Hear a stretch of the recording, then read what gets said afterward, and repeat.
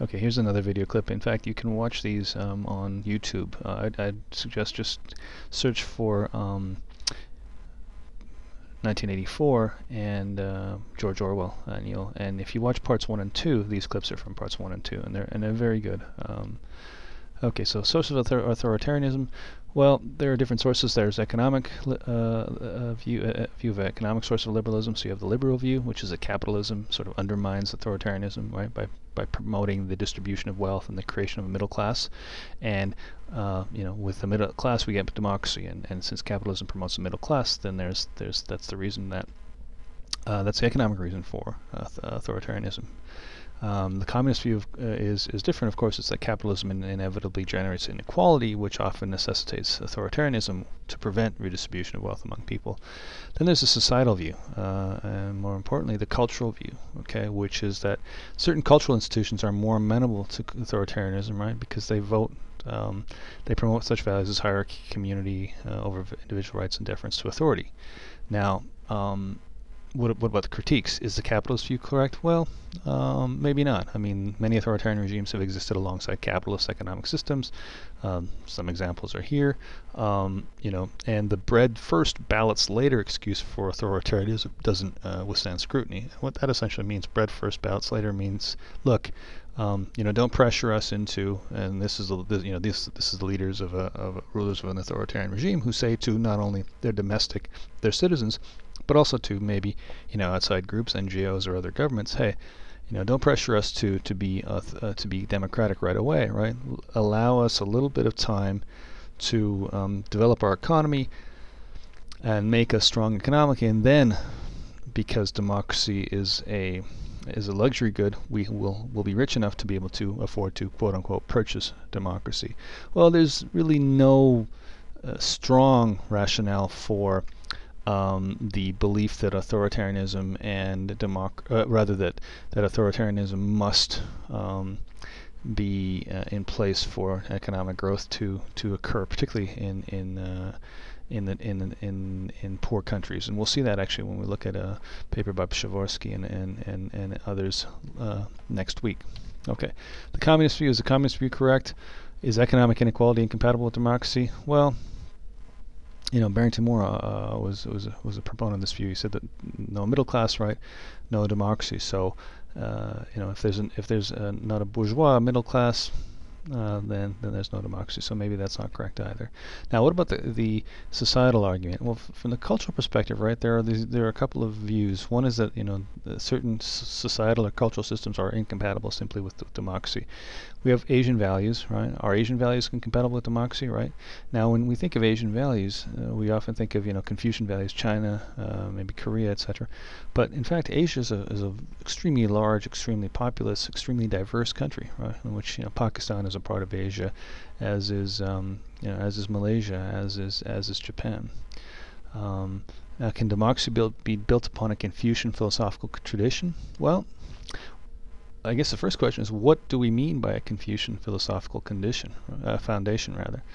Well, to get an idea of it, I'd like you to actually go to this website right here.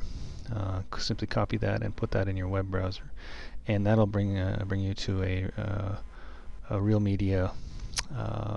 It'll open up your real media player, and it's a nice interview from On Point, a show on NPR that looks at China and democracy and the potential for democracy in China. And I'd like you to listen to the first 10 minutes or so of it, up until the point where Daniel Bell, the philosopher whom he interviews second, defines what is a Confucian philosophical tradition. Okay. So what about Islam? Is Islam compatible with democracy? Is the Quran a suitable foundation for democracy? Does it matter? These are questions that, to which there are different answers, obviously. Now, let's look at global comparisons, regimes, and political systems in 2000. What we see is that if you look, the source is Freedom House here, and you can find a lot more on the web. Freedom House, I have links in my blog to Freedom House. Just search the terms Freedom House. What we see is that there's a distinct geographical distribution of regimes around the world, and in the Middle East we find the vast majority of regimes are authoritarian or not free. In Africa, fewer, and in Asia fewer still, and the fewest number of authoritarian regimes are in Europe. Now, these regimes as well, so the regimes in white are the authoritarian regimes or the totalitarian regimes. The regimes in light blue here are sort of hybrid regimes, right? What Diamond calls hybrid regimes. So they have elements of democracy and elements of authoritarianism. Now, actually, even these authoritarian regimes have some elements of democracy, but mostly elements of authoritarianism. Whereas these sort of regimes in the middle, right, have fewer. Have more elements of democracy in addition to the elements of authoritarianism. Okay, so what are the various sources of political control used by authoritarian regimes? Well, we have, coercion, co-optation. We have personality cult, right? We saw a lot of these in Orwell's 1984. Now let's quickly sort of skip through this because this is in the thing.